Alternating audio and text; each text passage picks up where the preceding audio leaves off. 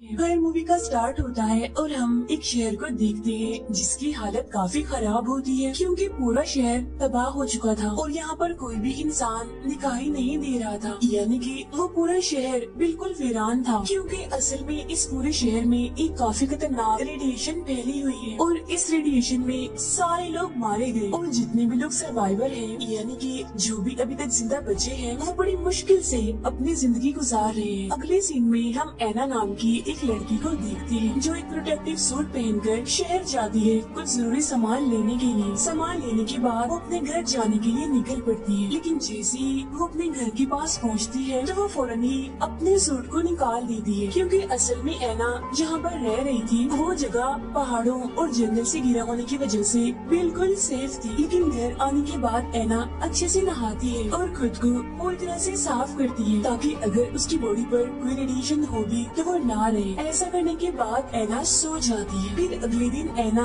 जो अपने डॉग के साथ अपने लगाए हुए ट्रैप को देखने के लिए जाती है तो वो देखती है कि इस ट्रैप में तो कोई भी चीज नहीं फंसी यानी जो उसके खाने के काम आ सकती। लेकिन तभी अचानक से ऐना का डॉग वहाँ से भागने लगता है, इसीलिए अब ऐना भी उसके पीछे पीछे जाने लगती है। जहाँ वो अपने डॉग का पीछे करते करते एक अजीब तरह की दिखने वाली गाड़ी के पास पहुँचती है और तभी उसका डॉग किसी को देखकर वहाँ से भागने लगता है। इसी वजह से अब ऐना भी एक जगह पर छुपकर ये देखने लगती है कि आखिर वहाँ पर कौन है, इन्हें जिसको देखकर उसका डॉग वहाँ से भाग गया। जहाँ पर ऐना देखती है कि एक आदमी एक सूट पहने उसे गाड़ी के पास आता है और इस आदमी का नाम जॉन होता है। फिर वो अपनी मशीन से वहाँ पर रेडिएशन चेक करने लगता है, लेकिन उसे यहाँ पर रेडिएशन नहीं मिलती, जिसकी वजह से जॉन काफी खुश हो जाता है और वो अपना सूट उतार देता है और खुशी से जोरों जोरों से चिल्लाने लगता है। खैर ऐसा करने के बाद जॉन वहाँ से आगे बढ़ जाता है। जहाँ उसके जाने के बाद ऐना अब उसकी गाड़ी के पास आती है, लेकिन तभी ऐना का डॉग उसे अपने साथ चलने के लिए कहता है और जब ऐना उसके पीछे पीछे जाती है तो उसे एक जगह पर जॉन दिखाई देता है जो कि इस टाइम वाटरफॉल से गिरने वाले पानी में नहा रहा होता है। तब ऐना फौरन से भागकर उसके पास आती है और जल्दी से उसे पानी से निकलने का कहती है, लेकिन जब जॉन ऐना के पास गन देखता है तो वो डर भी जाता है और अलर्ट भी हो जाता है, इसीलिए वो फौरन से ही अपनी गन उठाकर ऐना पर पॉइंट कर देता है। तब यहाँ पर ऐना जॉन को समझाती है कि देखो मैं यहाँ पर तुम्हें कोई नुकसान पहुँचाने नहीं, तुम्हें मारने नहीं आई, बल्कि मैं तो तुम्हारी बेहतरी के लिए यहाँ पर आई हूँ, तुम्हें मना करने के लिए कि तुम इस पानी में ना नहाओ क्योंकि असल में ये पानी शहर में से आ रहा है जो कि रेडियो एक्टिव है। जब ये सुनकर जॉन एकदम से घबरा जाता है, इसीलिए वो ऐना की बात मानते हुए फौरन से ही पानी से बाहर आ जाता है, लेकिन तब तक रेडिएशन उसकी बॉडी में जाकर उसकी पूरी बॉडी में फैल जाती है, जिसकी वजह से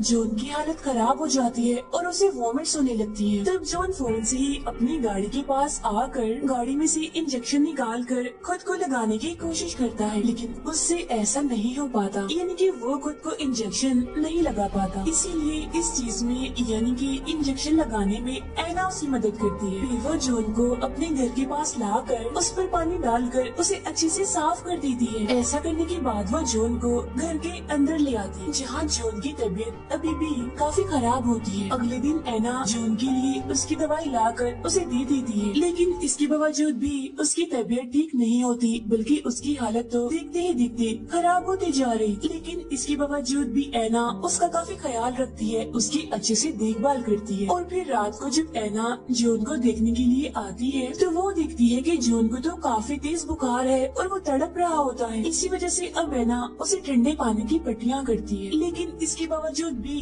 जब अगले दिन उसकी तबीयत ठीक नहीं होती, उसको होश नहीं आता, तो इस वजह से ऐना काफी परेशान हो जाती है और वो सच्चे दिल से जॉन की हेल्थ के लिए प्रे करती है, जहाँ ऐना की दुआ कबूल भी हो जाती है क्योंकि अब देखते ही देखते जॉन की तबीयत ठीक होने लगती है। फिर शाम को जब ऐना घर के बाहर बैठकर जॉन से बातें कर रही होती है तो तब ऐना जॉन को एक फोटो एल्बम दिखाती है जिसमें ऐना के भाई की पिक्चर होती है। साथ ही ऐना जॉन को बताती है कि असल में मैं यहाँ पर अपने फादर और अपने भाई के साथ रहती थी, लेकिन रेडिएशन की वजह से मेरे फादर की मौत हो गई। लेकिन फिर एक दिन जब मेरा भाई जरूरत का सामान लेने गया तो तब से वो वापस नहीं आया, उसका कुछ भी अता पता नहीं है कि वो कहाँ पर है, वो जिंदा भी है, ठीक भी है या फिर नहीं।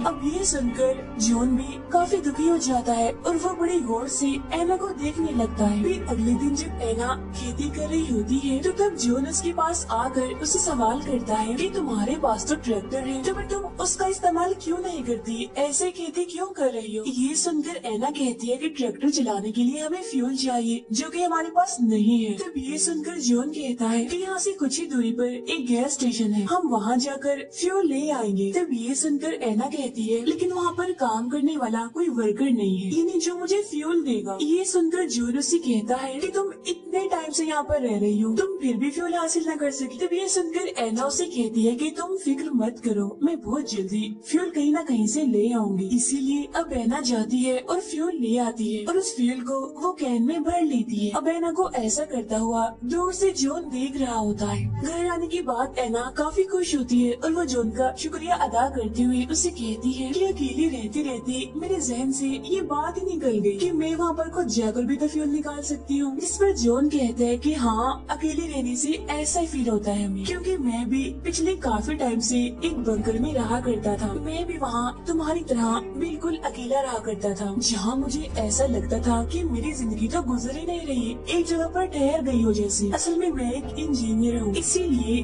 तब मैंने ये बात सोच ली कि चाहे मैं मर ही क्यों न जाऊँ, लेकिन मैं बंकर से बाहर जाकर रहूंगा, आजादी की जिंदगी गुजारूंगा। इसीलिए मैंने खुद ही अपने लिए वो अजीब सी गाड़ी बनाई और वो सूट बनाया बाहर निकलने के लिए। अगले दिन हम एना को देखते हैं जो कि मछली पकड़ रही होती है, जहाँ वो एक मछली को पकड़ भी लेती है, जिसे बाद में पकाकर वो जॉन के साथ खाती है और एंजॉय करती है। जहाँ पर एना जॉन को बताती है कि पहले मेरे पास जनरेटर था, लेकिन अब तो वो चलता नहीं, वो तो कब का खराब हो गया। तब ये सुनकर फौरन जॉन उस जनरेटर को चेक करने के लिए जाता है, जहाँ वो उसे ठीक करने की कोशिश भी करता है, लेकिन वो नाकामयाब रहता है, उससे जनरेटर ठीक नहीं होता। इसीलिए अब वो एना के साथ वाटरफॉल के पास आता है, जहाँ उसके दिमाग में एक आइडिया आता है और वो एना से कहता है कि हमें लकड़ियों का एक व्हील बनाना होगा, एक काफी बड़ा व्हील, जिससे जैसे इस वाटरफॉल का पानी उस पे गिरेगा तो वैसे ही वो व्हील घूमने लगेगा, जिससे होगा ये कि जनरेटर ऑन हो जाएगा। जो उनका ये आइडिया एना को भी काफी पसंद आता है और वो काफी खुश हो जाती है। इसीलिए अब ये दोनों घर आकर लकड़ियों का बंदोबस्त करने का सोचने लगते हैं। यहाँ जॉन एना से कहता है कि हम चर्च को तोड़कर इसकी लकड़ियों से एक काफी बड़ा व्हील बना सकते हैं, जितना कि हम चाहते हैं, लेकिन एना उसे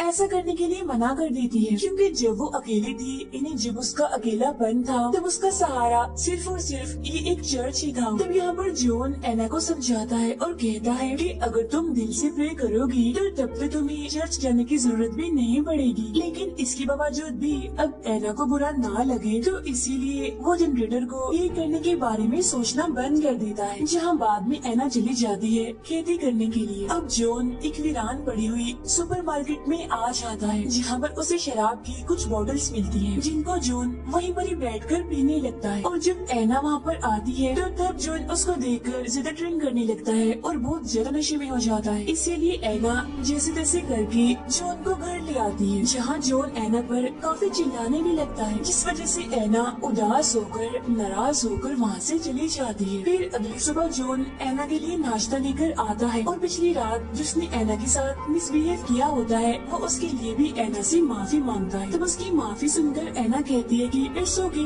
मैं नाराज नहीं हूँ, रिलैक्स हो जाओ। अब हम रात का सीन देखते हैं, जहाँ पर वो दोनों कैंडल लाइट डिनर कर रहे होते हैं, जहाँ एना एकदम से बहुत ज्यादा शराब पीने लगती है। हालांकि जॉन उसे इतनी शराब पीने से मना करता है, लेकिन इसके बावजूद भी वो जॉन की एक नहीं सुनती और बहुत ज्यादा शराब पी लेती है। जहाँ बहुत ज्यादा ड्रंक होने की, नशे में होने की वजह से वो अपने होश भी खो देती है। उसको कुछ भी पता नहीं चलता कि वो क्या कह रही है, क्या कर रही है। इसीलिए वो नशे में ही जॉन को शादी के लिए प्रपोज करने लगती है, लेकिन जॉन उसको शादी के लिए फिलहाल मना करते हुए कहता है कि अभी हमारे पास और भी बहुत सारी परेशानियां हैं, इसीलिए हम शादी करने के बारे में बाद में सोचेंगे। जिस पर एना मान भी जाती है। फिर अगले दिन एना जो अपने डॉग के साथ जंगल में होती है, तभी उसका डॉग उसके पास से भागकर एक आदमी के पास आकर रुक जाता है। यहाँ पर हमें इस आदमी का नाम भी पता चलता है। इसका नाम कैलब होता है, जो दिखने में ठीक नहीं लग रहा था। इनकी उसकी तबीयत खराब लग रही थी और वो मदद में ऐना से पीने के लिए पानी मांगता है। इसीलिए ऐना उसकी मदद करने के लिए उसे पानी देने के लिए अपने घर के पास लाती है। जब उसे देखकर जॉन कैलब पर गन पॉइंट कर देता है, तब ऐना उसे समझाती हुई कहती है कि रुक जाओ, तुम इसको शूट मत करना, ये हमसे कुछ नहीं चाहता, इसको बस पानी चाहिए। इसीलिए अब ऐना कैलब की हेल्प करते हुए उसको पीने के लिए पानी देती है। यहाँ पर कैलब उनको बताता है कि मैं यहाँ पर कुछ दूरी पर बनी एक केव में अपने साथियों के साथ रह रहा था, लेकिन रेडिएशन की वजह से मेरे सारे साथी मारे गए। इसीलिए अपनी जान बचाने के लिए मैं वहाँ से भाग गया। तो इसी वजह से क्या कुछ दिनों के लिए मैं भी आप लोगों के साथ रह सकता हूँ। तब इस पर जॉन उसे घर के बाहर रहने की परमिशन दे देता है। तब इस बात पर ऐना जॉन से कहती है कि हमें कैलब को घर के अंदर ही रख लेना चाहिए। इसीलिए अब वो कैलब को भी घर के अंदर ले आती है। फिर इसके बाद जब ये तीनों खाना खा रहे होते हैं तो यहाँ पर कैलब जॉन से सवाल करता है कि आखिर तुम इस तरफ कैसे आई थी। तब ये सुनकर जॉन कहता है कि असल में मैं नॉर्थ की तरफ जा रहा था, लेकिन तभी वहाँ से भागते हुए एक लड़का आया जिसकी उम्र काफी कम थी और उसकी हालत भी काफी खराब लग रही थी। वो लड़का मुझसे मेरा खाना चुराने की कोशिश कर रहा था, लेकिन रेडिएशन का शिकार होने की वजह से कुछ ही देर में उसकी हालत काफी खराब हो गई, जिसके बाद मैं उसे वहीं पर ही छोड़कर इस तरफ आ गया। खाना खाने के बाद ऐना कैलब को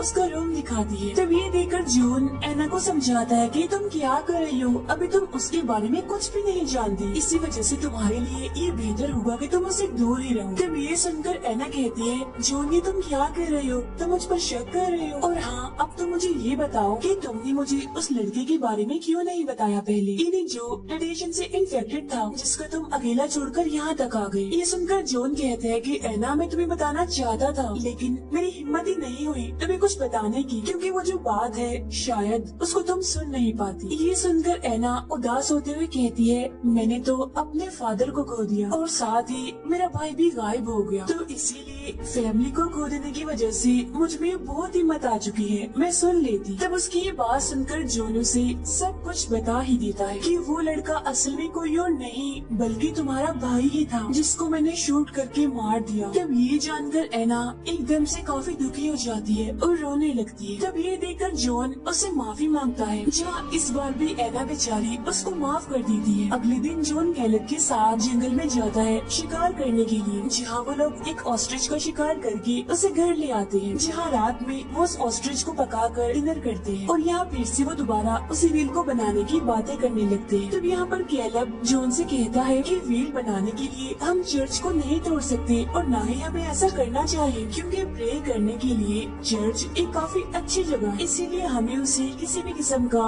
कोई भी नुकसान पहुँचाना नहीं चाहिए। लेकिन यहाँ पर इस बार ऐना जॉन से कहती है कि तुम्हें जो ठीक लग रहा है तुम वैसा कर लो, मैं तुम्हारे हर काम में तुम्हारा साथ दूंगी, पूरा साथ। तब उसकी बात सुनकर जॉन चर्च को तोड़ने के लिए मान जाता है और फिर अगले ही दिन वो तीनों चर्च को तोड़कर उसे व्हील बनाने में लग जाते। अब देखते ही देखते ऐना और कैलब एक दूसरे के क्लोज होते जा रहे थे, यानी वो दोनों एक दूसरे के काफी करीब होते जा रहे थे। और ये देखकर जॉन को तो बिल्कुल भी अच्छा नहीं लगता, उसे काफी बुरा लगता है। इसीलिए वो ऐना को अपने पास बुलाकर उसे समझाता है कि तुम जो कर रही हो मुझे उससे बुरा नहीं लग रहा, क्योंकि ये तुम्हारी जिंदगी है, तुम्हें पूरा इख्तियार है और इसी वजह से तुम्हारा ये हक भी है कि तुम जिसके साथ चाहो उसके साथ रह सकती हो, यानी चाहे तो मेरे साथ या फिर कैलब के साथ। तब ये सुनकर ऐना कहती है कि जॉन तुम गलत सोच रही हो, ऐसा कुछ भी नहीं है। इतना कहने के बाद ऐना रोती हुई वहाँ से चली जाती है। अगले दिन हम देखते हैं कि उनका आधा व्हील बनकर तैयार हो जाता है। इसीलिए इस चीज की खुशी में रात को वो सभी कैंडल लाइट डिनर करते हैं, जहाँ फिर वो तीनों एंजॉय करने के लिए तालाब के पास आ जाते हैं, जहाँ वो तीनों तालाब में जाकर एक गेम खेलते हैं, जिसमें कैलब एक बोतल को पानी के नीचे फेंक देता है, जहाँ अब वो दोनों इनके ऐना और जॉन बारी बारी उस बोतल को ढूंढेंगे। इसीलिए अब पहले उस बोतल को ढूंढने के लिए जाता है जॉन, लेकिन उसे वो बोतल वहाँ पर नहीं मिलती। जिसके बाद अब एना जाती है बोतल को ढूंढने के लिए, जहाँ थोड़ी ही देर में एना पानी से बाहर आकर कहती है कि मुझे बोतल मिल गई है, लेकिन वो बोतल मेरे हाथ में नहीं लगी, बल्कि वो मेरे हाथ से छूट गई। लेकिन एना की इस बात पर कैलब को बिल्कुल भी यकीन नहीं होता, इसीलिए वो बोतल को चेक करने के लिए एना के साथ पानी में नीचे जाता है। तब ये देखकर भी फिर से जॉन को बुरा लगता है, इसीलिए जब वो दोनों पानी से बाहर आते हैं तो जॉन एना से कहता है कि अब मैं तैयार हूँ शादी करने के लिए, अब हमें शादी कर लेनी चाहिए। इसीलिए अब वो दोनों डिस्कशन करने के लिए रूम में जाते हैं, लेकिन शराब पीने की वजह से जॉन इतना ड्रंक हो जाता है कि वो सो जाता है। तब ये देखकर एना को बिल्कुल भी अच्छा नहीं लगता, इसीलिए वो कैलब के पास जाकर उसके साथ टाइम गुजारती है। इसके बाद हम अगली सुबह का सीन देखते हैं, जहाँ पर एना नाश्ते के टेबल पर बैठी होती है, जहाँ तभी उसके साथ में कैलब आके बैठ जाता है, जिसे देखकर एक बार फिर से जॉन को बुरा लगता है, लेकिन इस बार उसे कुछ गड़बड़ लगती है। लेकिन हम देखते हैं कि एना यहाँ पर नहीं बैठती और वो खुद ही वहाँ से चली जाती है। इसके बाद जॉन और कैलब व्हील बनाने के आखिरी काम को करने के लिए चले जाते हैं, जहाँ रास्ते में जॉन कैलब से कहता है कि तुम्हारे आने से मैं और एना एक दूसरे के काफी करीब आ गए, इसीलिए तुम्हारे आने का बहुत बहुत शुक्रिया। ये सुनकर कैलब हंसते हुए जॉन से कहता है, जॉन तुमसे झूठ बोला नहीं जाता और झूठ बोलते हुए तुम अच्छे नहीं लगते, पकड़े जाते हो। असल में बात तो ये है कि तुम तो ये चाह रही होगी कि मैं तो यहाँ पर कभी आता ही ना। और अब ये सुनकर जॉन उसकी बात का जवाब नहीं देता। फिर इसके बाद वो दोनों व्हील बनाने के लिए चले जाते हैं और अब जाकर उनका व्हील बनकर पूरी तरह से तैयार हो जाता है और अपनी मेहनत को पूरा होता देखकर वो दोनों ही काफी खुश हो जाते हैं। लेकिन जब कैलब सूट पहनकर रस्सी के सहारे ऊपर आ रहा होता है तो तभी अचानक से उसका पाँव स्लिप हो जाता है, जिस पर जॉन रस्सी पकड़कर उसको बचा लेता है। लेकिन अब जब दूसरी बार कैलब का पाँव फिसलता है तब दोनों यहाँ पर एक दूसरे की आंखों में आंखें डालकर देखते हैं। यहाँ पर कैलब जॉन की आंखों में अपने लिए नफरत दिखता है और वो फौरन समझ जाता है कि अब की बार जॉन मुझे नहीं बचाएगा। जिसके बाद ये सीन यहीं पे कट हो जाता है। अब इसके बाद जॉन अकेला ही घर वापस आता है, जहाँ पर एना उसके सामने ये रिवील करती है कि कल रात मुझसे एक काफी बड़ी गलती हो गई। मैं शराब के नशे में होने की वजह से अपने होश में नहीं थी, इसीलिए मैंने कैलब के साथ टाइम स्पेंड किया, तो मुझे माफ कर दो जॉन। तब ये सुनकर जॉन एना से कहता है कि एना कोई बात नहीं, मैंने तुम्हें माफ किया, रिलैक्स हो जाओ। और कैलब तो मेरा सूट लेकर यहाँ से जा चुका है और इतने दिन हमारे साथ रहने की वजह से वो हमारा शुक्रिया अदा करके गया है। लेकिन ये सुनकर एना घबरा जाती है, उसे जॉन पर शक होने लगता है, इसीलिए वो फौरन से घर से बाहर आकर देखने लगती है, लेकिन उसे यहाँ पर कोई भी दिखाई नहीं देता, जिस पर एना एकदम काफी दुखी हो जाती है। लेकिन अब उसे यहाँ पर जॉन पर शक हो जाता है, यानी कि शायद जॉन ही कैलब को कुछ कर दिया होगा। और अब इसी तरह उदासी में वो कुछ और दिन गुजार देती है। फिर कुछ दिन के बाद उसके घर में लाइट आ जाती है, क्योंकि उसके घर की वायरिंग को जॉन ने जनरेटर से जोड़ दिया था और बाद में जनरेटर को उस व्हील की मदद से चला दिया गया। और अब ये देखकर एना काफी खुश हो जाती है। फिर अगले दिन वो कुछ सामान लेने के लिए अपने घर के स्टोर में आती है, जहाँ उसे एक पियानो दिखाई देता है, जो कि असल में पहले चर्च में हुआ करता था। लेकिन चर्च को तोड़ने के बाद जॉन ने इस पियानो को यहाँ पर रख दिया और अब उस पियानो को एना बजाने लगती है। तब इतनी ही देर में जॉन भी यहाँ पर आ जाता है। लेकिन अब एना जिस नजर से जॉन को देख रही होती है, उसे देखकर हम ये अंदाजा लगाते हैं कि एना को सब कुछ पता चल गया है, यानी कि जॉन ने कैलब को मारा है और साथ ही अब उसका जॉन पर से ट्रस्ट भी उठ गया है। जिसके बाद एना इसी दुख में उदास होते हुए पियानो बजाने लगती है, जहाँ इस पियानो को जॉन भी सुन रहा होता है। और फिर एना की इसी फीलिंग्स और दुख के साथ ही ये मूवी